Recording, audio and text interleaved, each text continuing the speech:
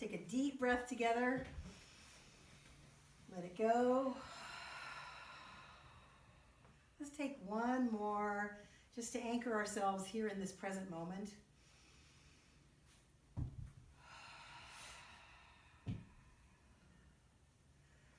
Welcome to Center for Spiritual Living Port Angeles on a beautiful, beautiful spring, almost summer evening.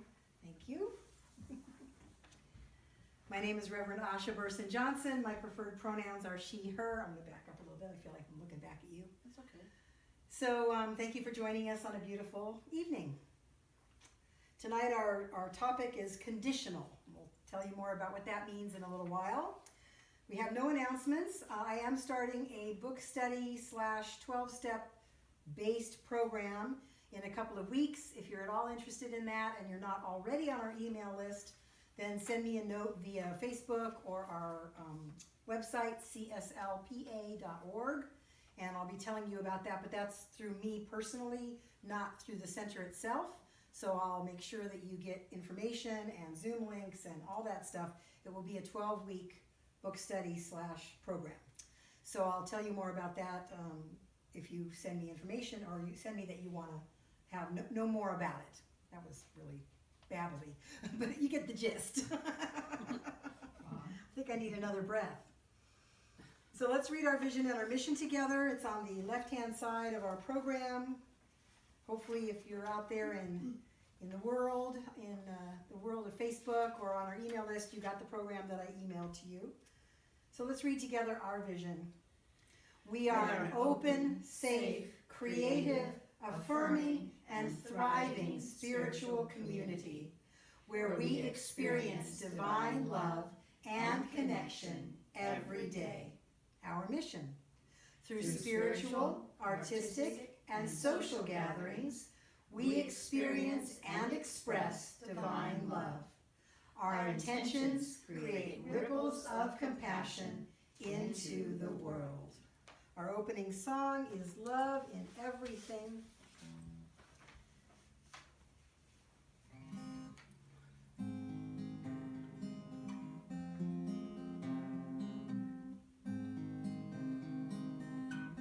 That sounds well.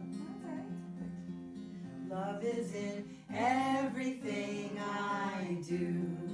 Love is in everything I see. Love is in everything I am. Revealing thee, revealing thee. Love is in everything I do. Love is in everything I see. Love is in everything I am. Revealing thee, revealing thee. Love is in everything I do.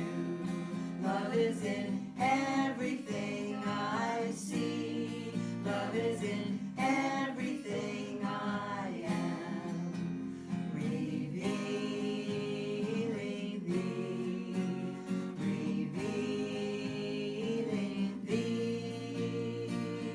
Last time. Love is in everything I do. Love is in everything I see. Love is in everything I am.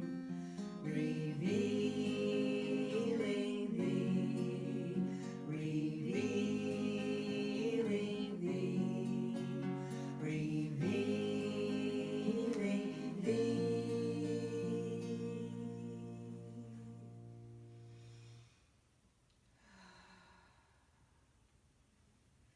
We take a deep breath into that love. I invite PJ Harris, who is on our Zoom camera. She's our practitioner for this evening. She will do a brief reading, a time of silence that we will bring out with the crystal bowl, an opening prayer, and then invite us into our affirmation.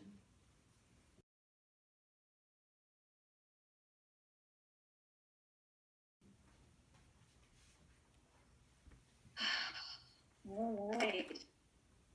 Good evening, community. We're sending our love to you. So this quote is by Gary Ryan Blair. It says, "You cannot afford to wait for perfect conditions. Goal setting is often a matter of balancing timing against available resources. Opportunities are easily lost while waiting for perfect conditions." And to me, available resources are also spiritual. That's how I look at that. So I'm going to read it again. You cannot afford to wait for perfect conditions. Goal setting is often a matter of balancing timing against available resources. Opportunities are easily lost while waiting for perfect conditions. Gary Ryan Blair.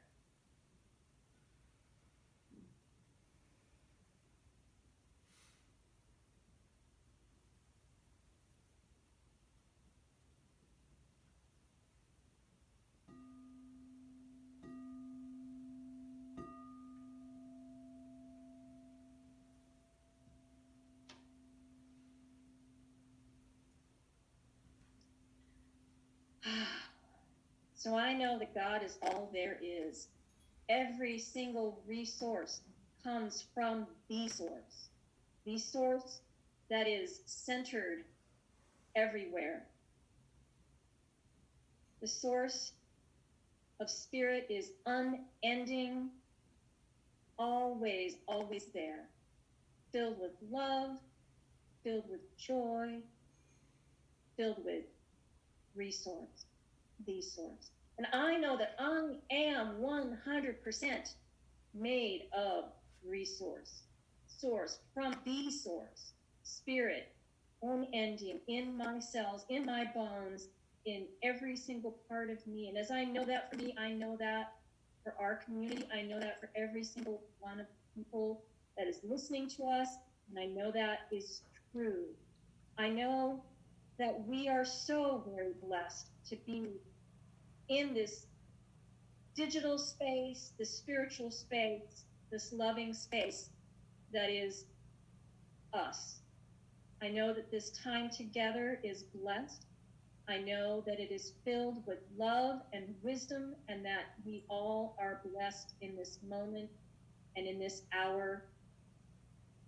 And I'm so very grateful. I'm so very grateful to be able to spend this time with all of you. I'm so very grateful for the truth that I've spoken. I'm so very grateful for the truth to be spoken. And I release these words with the play and the clay of the law and send them out to the law. And so it is. So it is. So I'm going to read the affirmation. I'm giving you guys a second to find it on your program there. Okay. I notice conditions in my human experience. I choose to do the inner work which allows me to see beyond any conditions or conditioning. I open to the deeper truth of my being, seeing the magnificence of spirit expressing as me. Thank you, PJ.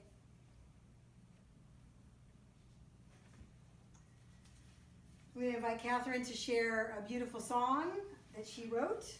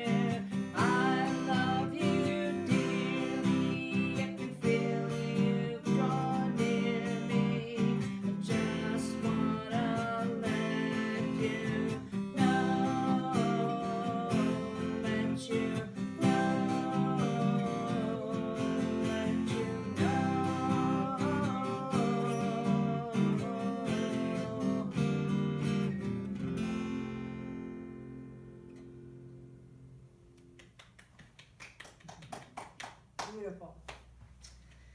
Thank you. That was lovely.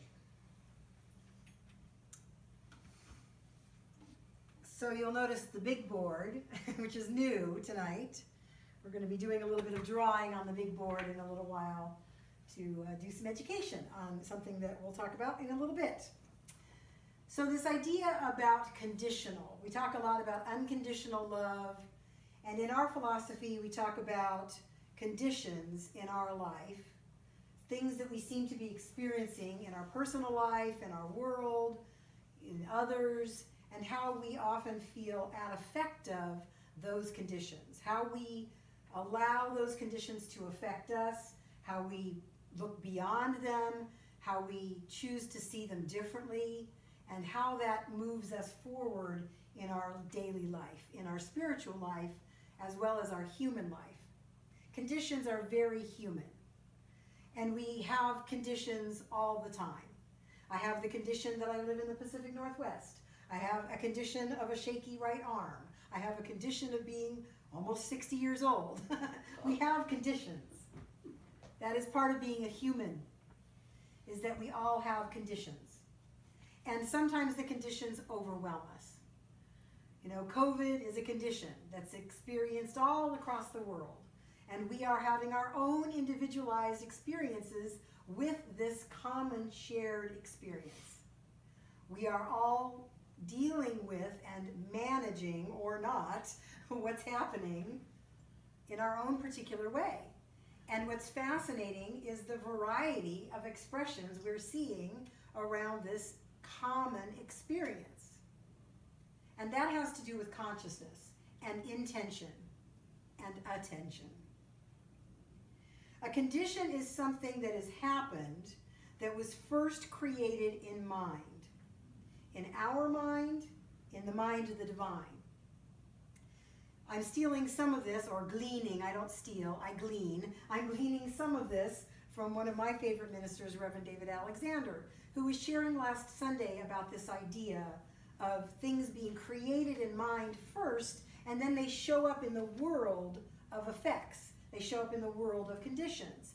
And he referred to the Bible. In Genesis it says God thought about the world, so it was in mind, and then created it out of this idea, out of this mind, and then there were the world of effects, of a planet, and seas, and animals, if we, buy into the Genesis story, that things were all created by this one powerful presence.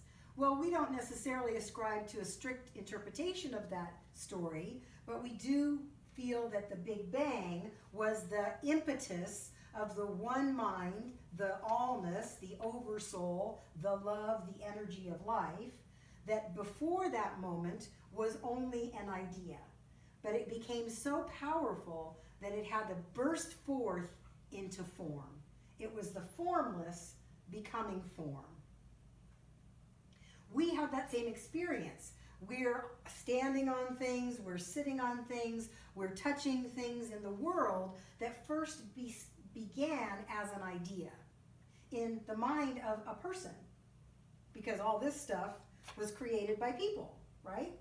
So it first began as an idea. Somebody had to think about chair.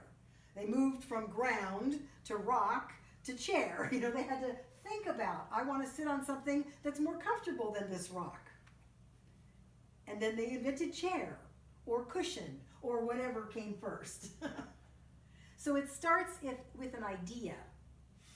Our experience of our life also can begin as an idea.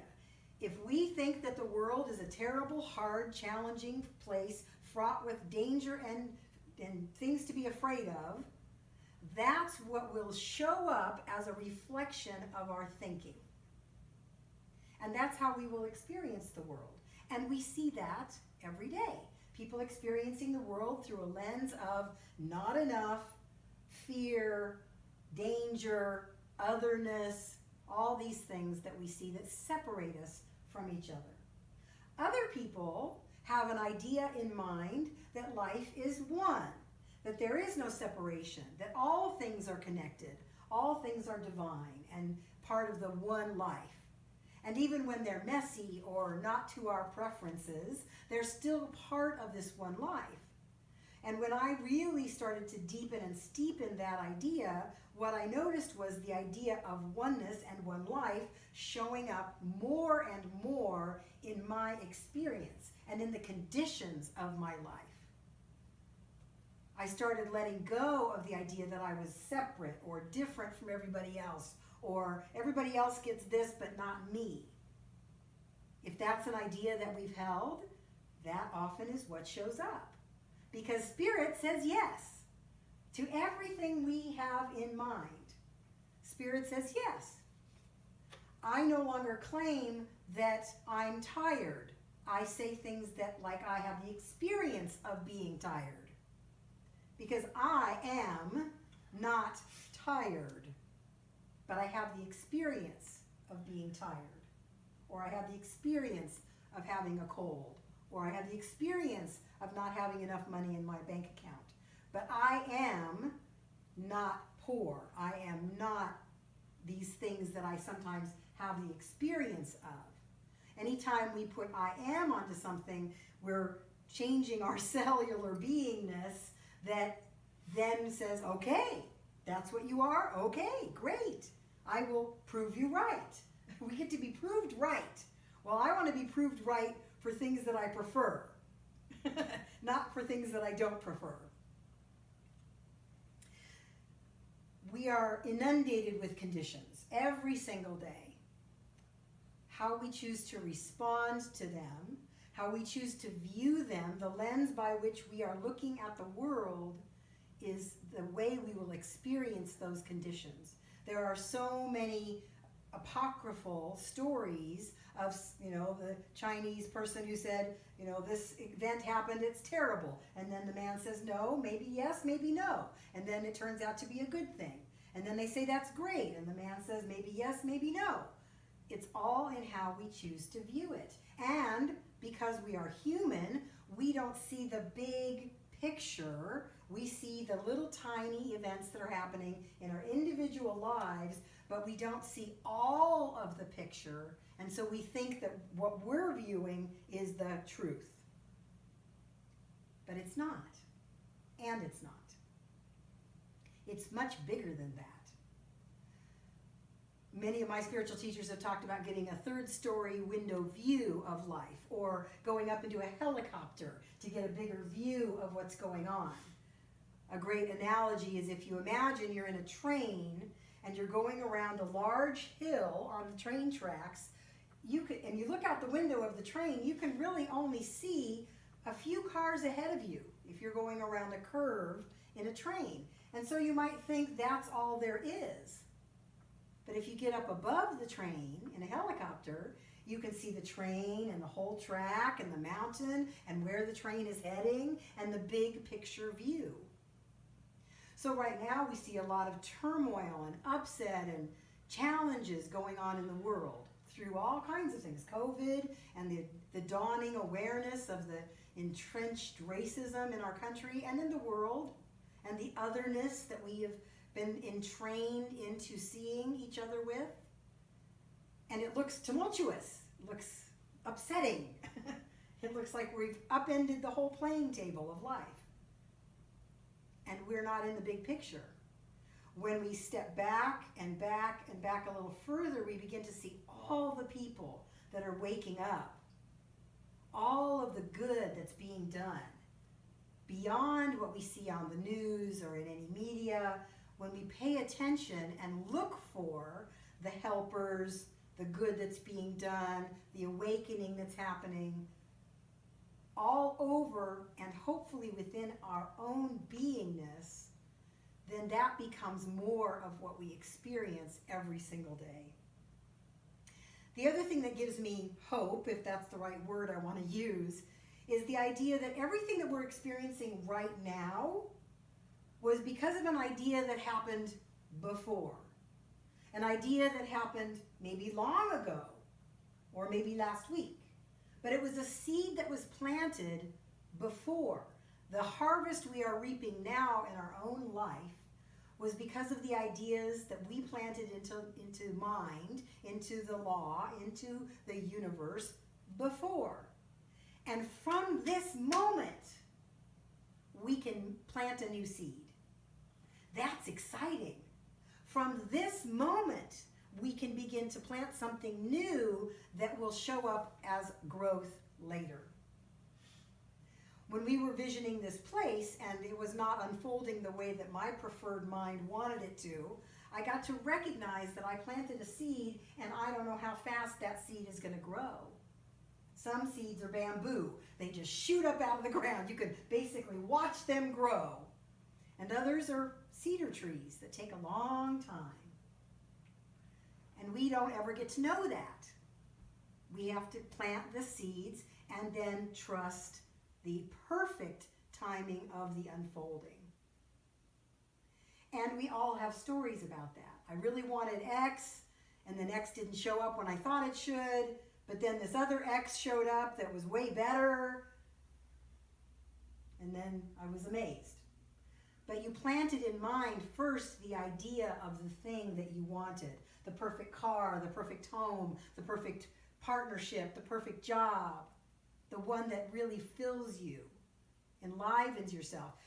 The clearer we get in our vision of it, the more we can feel it, embody it.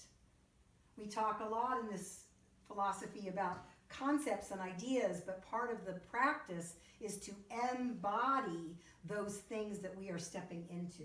Embody them. Use the somatics of feeling into what you want to feel. I've been really noticing myself every morning having to sort of rev myself up out of bed, that I'm feeling like weighed down by conditions. Not necessarily in my personal life, but I feel the weight of, literally the weight of the world. And any of us that have any openness or sensitivity notice that we feel, I don't know why, I just feel so heavy. I feel out of sorts, or I feel so mad, and there's nothing going on in my life that's making me this mad. Well, we're picking up a lot of energy from all over the place. And so it behooves us, it is good for us to look at that and say, okay, I recognize that there is this weight of conditions and beliefs and old ideas that want to press down on me. And what can I do in the realm of self-care, in the realm of grounding, in the realm of reaching out and asking for support, so that I can shift my thinking in the way that I'm viewing the current condition, whatever the current condition is. Can I find a new way to look at it? I've talked enough about this in improvisation. Shift your perspective, look in another direction, look at it upside down, turn it around, shake it up, break up your point of view. Because often the way we've always been looking is the wrong direction. We have to look with new eyes, as if we have never seen it before, maybe, as if we were aliens coming down and looking at our situation, our conditions with new eyeballs. The other thing that's fascinating about the Genesis story that I didn't really pay much attention to when I've read it is that when it says that God created, in this day, then it was the darkness and then there was the day. And then it created, the oceans. And then there was the darkness and the day, and it created the animals. The darkness always came first. And then God saw that it was good. So there was the darkness and the day and the creation, and it was good. The darkness always comes first. So maybe that's where we are right now, in the dark, where things are uncertain and unfamiliar, and you can't quite get a hold of things. You're not really sure what you're touching when you bump around in the darkness. But that's where the seed grows, in the dark. The seed does not grow sitting on top of the soil in the bright sunlight. It has to be hidden to grow. So, take a breath on all that I just said. Maybe close your eyes. Notice what you heard. Notice what you feel. Notice what felt important to you.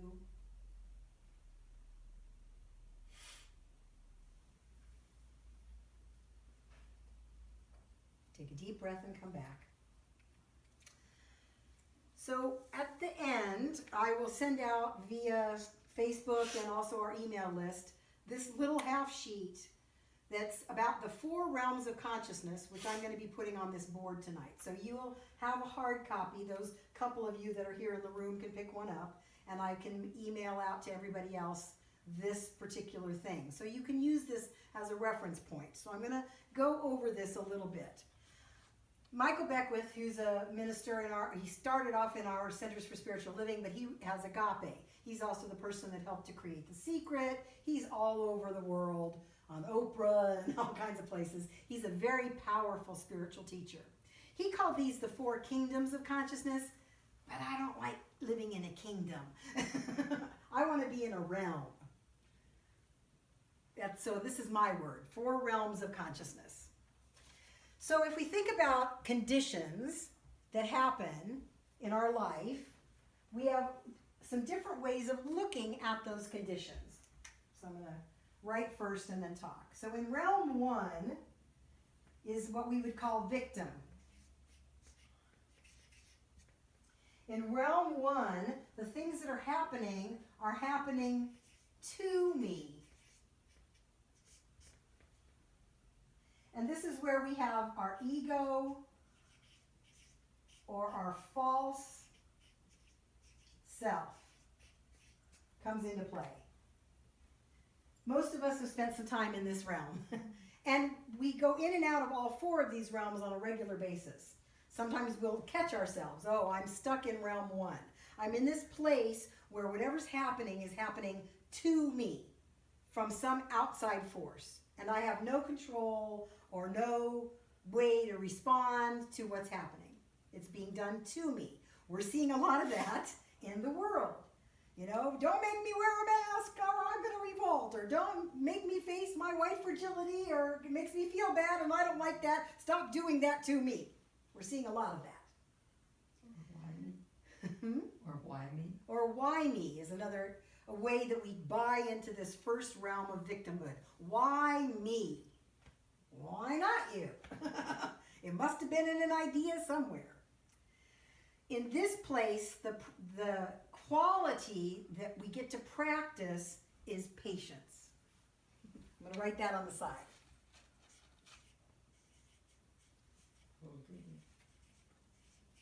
Patience. That's a tough one. Patience with the process. Patience with the awareness that, oh, I've been living in victimhood. Realm 2, this is 1, and this is 2. Realm 2 is where we find, through our sociological personal growth or our spiritual personal growth, there's a lot of this, Brene Brown's work moves us into this realm, which is empowerment.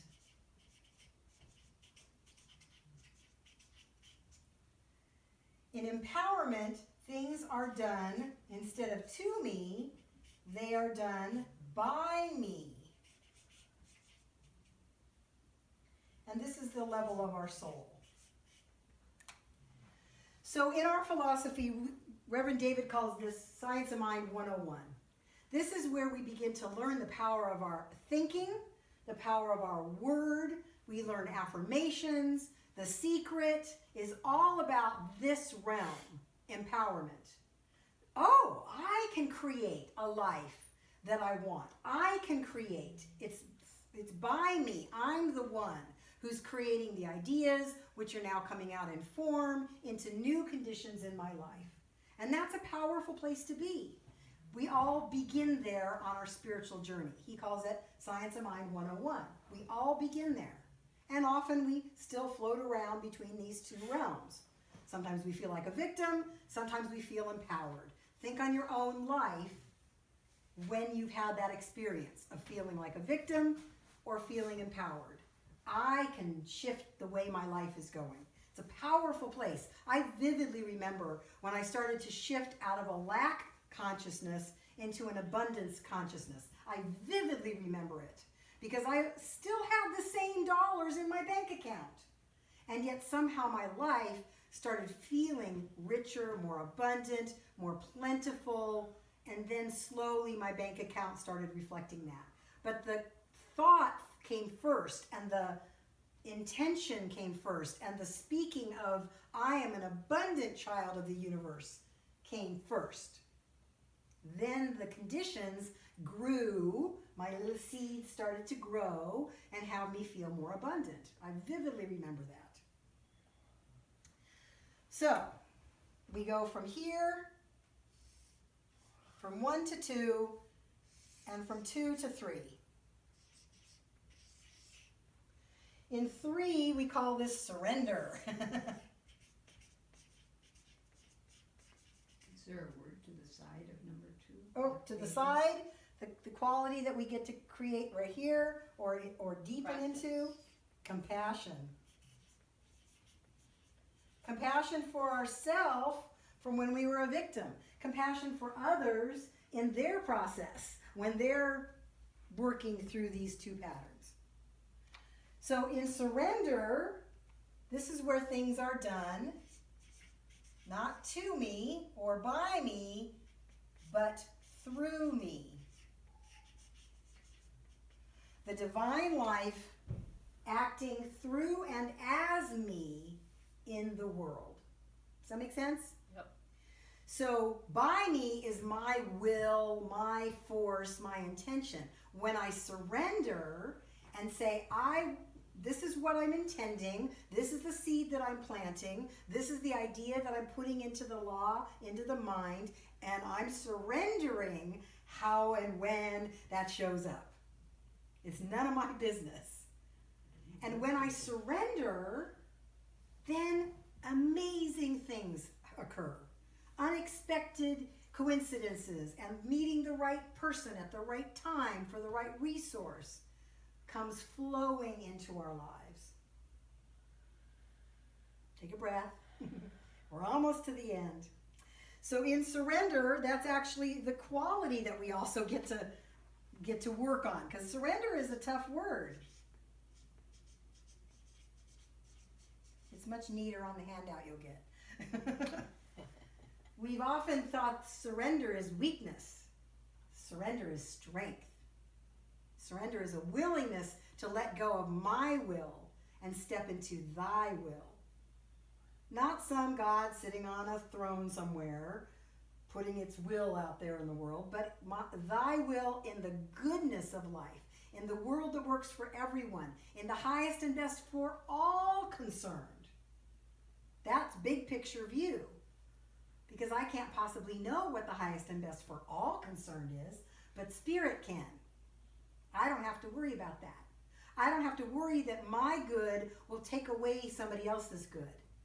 Because in the realm of Spirit, in the realm of surrender, there's enough good and everyone can have it.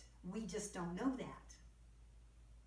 So my good is the highest good for all concerned. I can trust that it doesn't take away from anyone else. Okay, last one. So this is Spiritual Growth 201, when we begin to recognize this.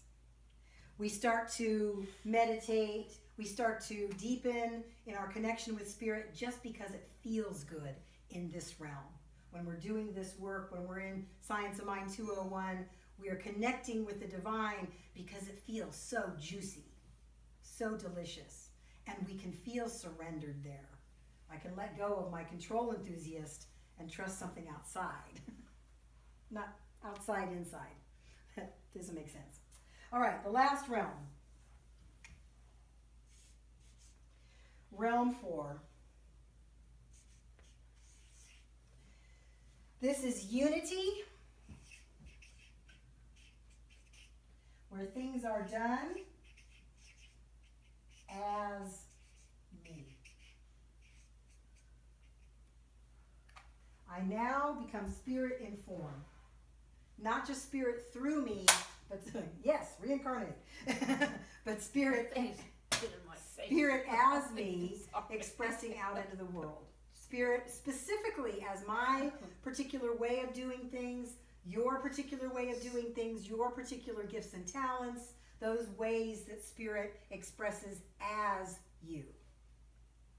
And this is gratitude. This is where we cultivate gratitude. Is there a place on there where when things are done for you? Because I found that a very, like sometimes we think things are done to me, this is happening to me. No, this is being done for me. That's that shift in consciousness that we're talking about, where you actually begin to see that that's done by me. I pulled that person into my life for my own education. Mm-hmm. So instead of that person came into my life and screwed my life up, it's I consciously wanted to grow in this particular realm, or subconsciously wanted to grow in this particular area of my life. And the only way I could do it, maybe, was to pull in this particular person so that I could either learn new things from them about how I want life to be, or learn new things about how I don't want life to be. Sometimes discovering what we don't want is just as powerful as discovering what we do want. So that's what I would say. The for me comes into that second realm, definitely. So this is Science of Mind 301. And this is where we begin to engage in the world. Realm 2 and 3 are personal. Personal power and personal connection with spirit. But in this last realm, realm 4, Science of Mind 301, is where we are compelled, spirit as us compels us to go forth into the world, to be the light, to be the way showers, to speak out and speak up for life, for oneness, for connection, for unity. This is where we begin to be powerful actors in the world, even if our world is very small. Doesn't mean we have to go out and start a worldwide organization to cure cancer. It might just mean that we're in our personal community making a powerful difference by our presence, by spirit as us, expressing as us. Take another deep breath. That's a lot of information. And as I said, all this is on a handout I will send out. And if you're watching this on Facebook and you'd like it, let me know. Just take a deep breath.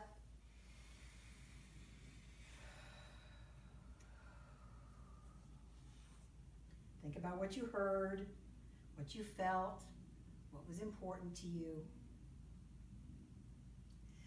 So on this sheet that you'll be getting, it says at the top, 4 realms of consciousness / voices. Draw, write, or scribble what each voice has to say about a particular condition, challenge, story, or as my mom so beautifully says, probability. So if I have something happen to me, like I just got a bill from a doctor visit that was way more than I expected it to be, because I have a high deductible, so I have to pay a lot out of pocket before anything else kicks in.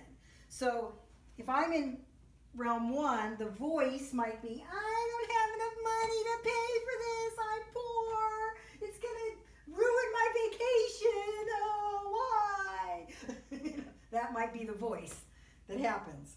Realm 2 might be, well, let's see, all right, whew, what can I do about that? Maybe I can call them to make payments, or maybe I can find a way to earn some extra money. You know, I'm going to go right into what can be done by me.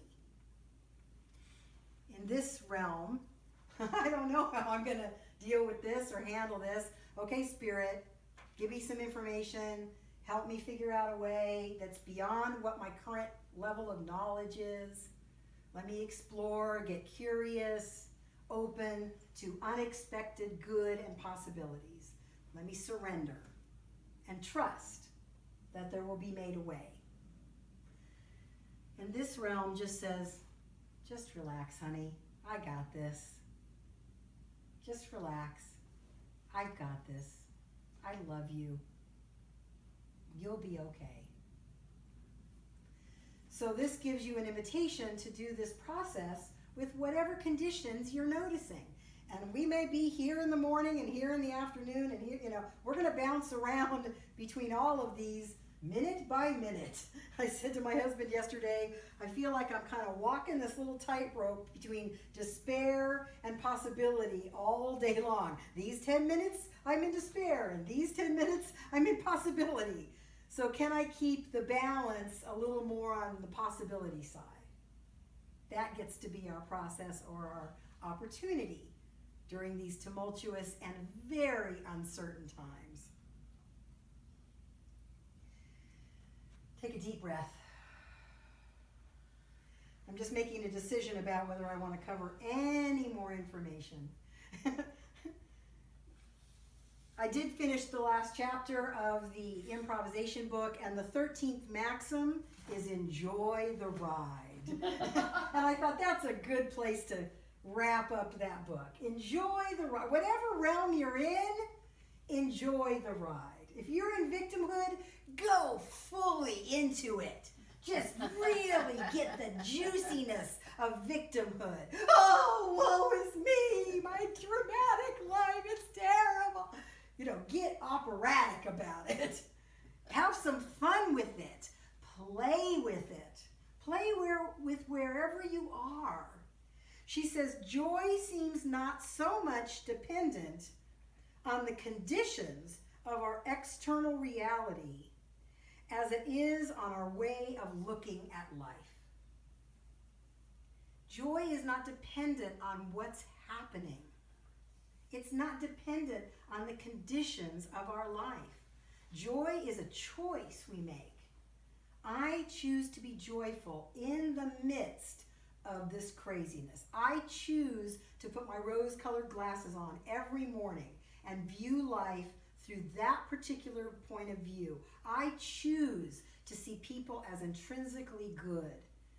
And when they're not demonstrating that in the world, I choose to see them as unconscious, asleep, unaware of their magnificence and their connection to all life. My meditation on Monday was on a world that works for everyone, which is our philosophy's motto. We envision a world that works for everyone. And that's a big order. And I said at the beginning of my meditation, well, I don't want a world that works for racists or pedophiles or arsonists or people that, burn the planet down. I don't want a world that works for them. But a world that works for everyone means that everyone gets to wake up to their magnificence, to the idea that this powerful life that creates trees and mountains and planets chose to coalesce atoms together in a you and a me. It chose to take the energy available in the universe to make us, each one of us, even the buttheads, were chosen to be made. And maybe they just fell asleep. Or maybe their soul contract was to come in this time really unconscious. And a world that works for everyone is huge. It's like trying to cure cancer or malaria. They're big ideas that seem impossible. And we can choose to continually aim at them, to point to this powerful idea of a world that works for everyone. Because I cannot imagine that the world is really working for racists, pedophiles, or the place in me that feels separate. When I feel separate, the world isn't working for me. And that's mine to do, to heal the separation in my own self so that I can then go out here in unity and be the light. It's not my job to heal everybody, but maybe by being more awake, we demonstrate that it's possible.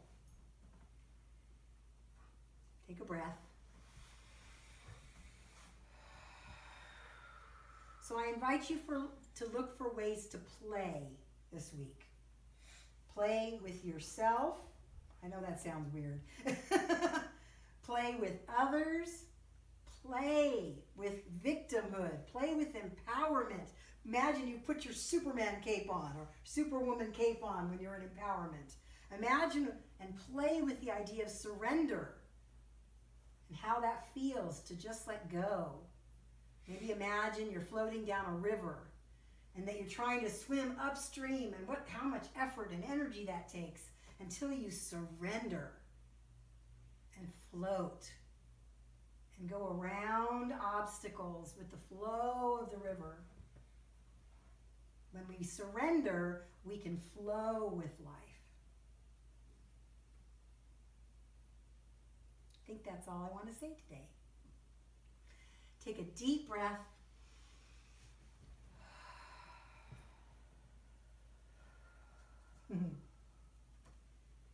Conditions. They're fascinating. This is our time for conscious giving. I invite you, those of you at home that consciously give to our center, to just imagine that you're dropping things into our basket.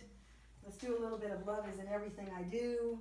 We're going to imagine we're passing the basket to all of you. If you're giving a conscious gift, you can drop it off at any time, or go to PayPal, go to our Facebook page, go to our website. Let's do a little bit of love. Okay. Love is in everything. I don't know what key it is, actually. I should probably wait for a note. Love is in everything I do. Love is in everything I see. Love is in everything I am. Revealing thee. Revealing thee. Take a breath. We bless these conscious gifts and tithes freely given, knowing that they go out into the wider world to bless this world, to be unity, to be spirit as each of us out in this wide, beautiful world. Take a deep breath. And so it is. I do want to share that I've noticed in the last week, our little free pantry is getting some action. I'm so excited. I noticed some things showing up in the pantry that I had not put in there. And I noticed this morning on my way to the mailbox, some things were out of the pantry, which is awesome. It means that even on our little, not that busy road, people are finding that this is a way to feed themselves. And that's a beautiful thing. We will keep it stocked, no matter what. So know that part of what you give also goes to that as well. Let's close with Open Up My Heart. I invite you to sing at home on mute, and anybody else who's here, Mom can stand up and we can do a little boogie dance. Did you do the offering thing, or did you do that? You did that. Oh. Open up my heart like a rose. Open up my ears.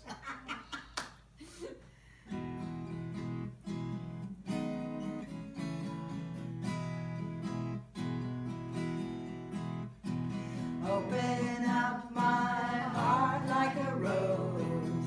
Let the love flow out and in. Turn off the mind that thinks it knows where I'm going and where I've been. Oh, mane padme om, oh, mane padme om, oh, mane padme om, oh, mane padme om. Open up my heart like a rose. Let the love flow out and in. Turn off the mind that thinks it knows where I'm going and where I've been.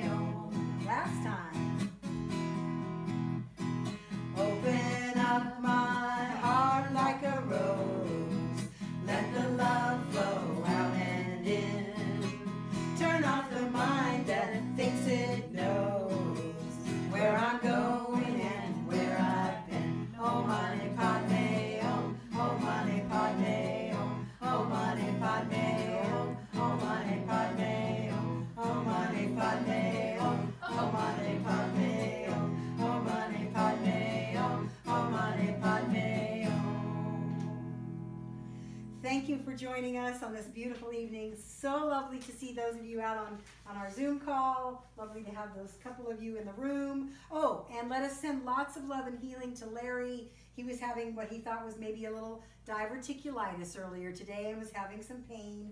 So let's send him some healing energy, some knowing that this too shall pass, and it goes and flows freely through him so that he can come back and join us. I love you all. Thank you for joining us. Bye. Could you